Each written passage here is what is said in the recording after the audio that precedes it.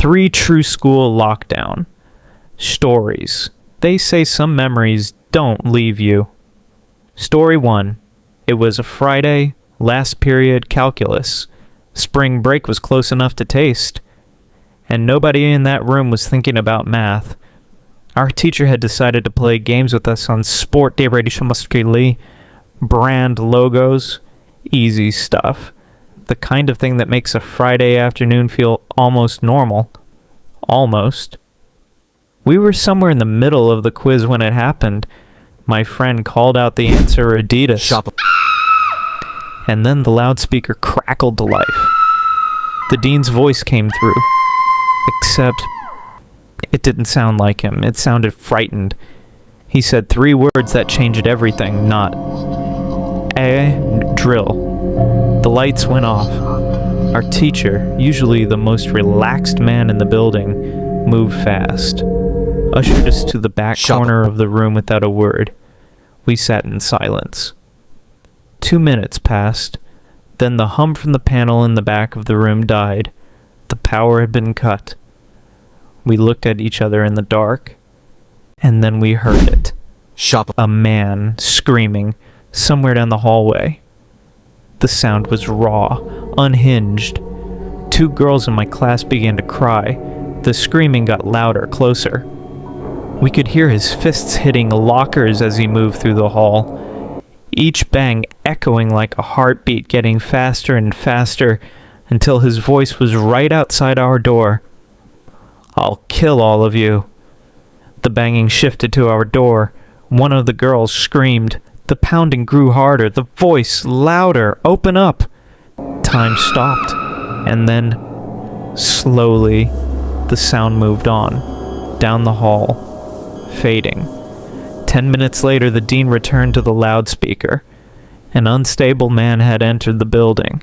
He had assaulted the woman at the front desk. Staff weren't sure if he was armed. They had searched the halls and classrooms. They couldn't find him. They told us to resume class, lock the doors, let no one leave. That night, a janitor found him, asleep in a storage closet near the back of the school.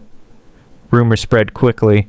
A .44 Magnum, visible in his pocket.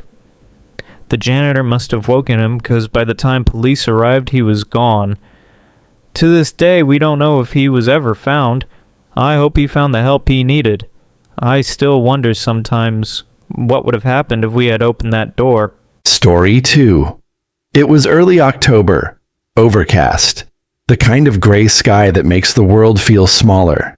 I was in the lunch line when I heard them 4 loud booms. I thought it was thunder. The crowd thought. The screaming started instantly.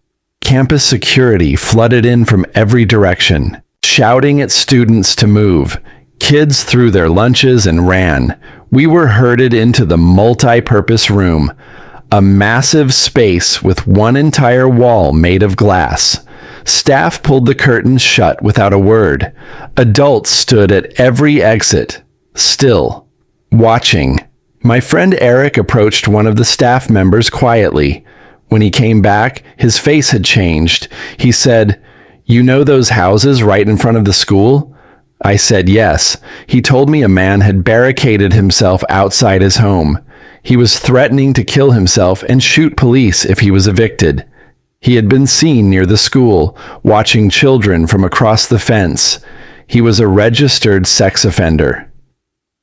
We sat in that room for an hour. Later, I found out the man lived next door to my friend Brandy.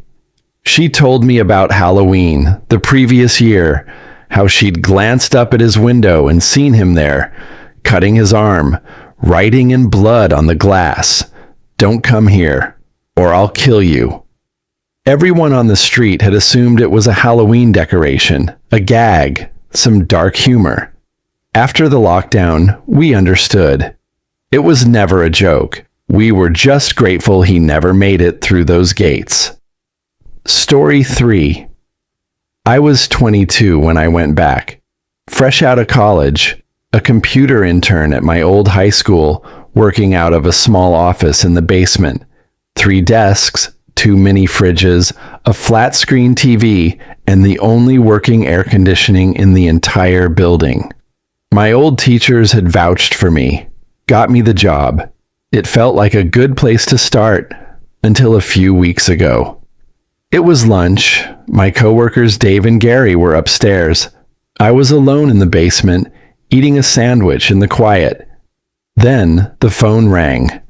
The school was on lockdown. Someone, possibly armed, had entered the building. I looked around. No proper door, just an open entryway. The basement door had no working lock. I turned off every light, killed my monitor. I texted Dave and Gary. No response. 20 minutes passed in the dark, just me and the silence and the hum of the refrigerators. Then the basement door opened. Footsteps, fast, descending the stairs. I pushed back my chair and crawled under my desk. Someone entered the office, but they didn't turn on the lights.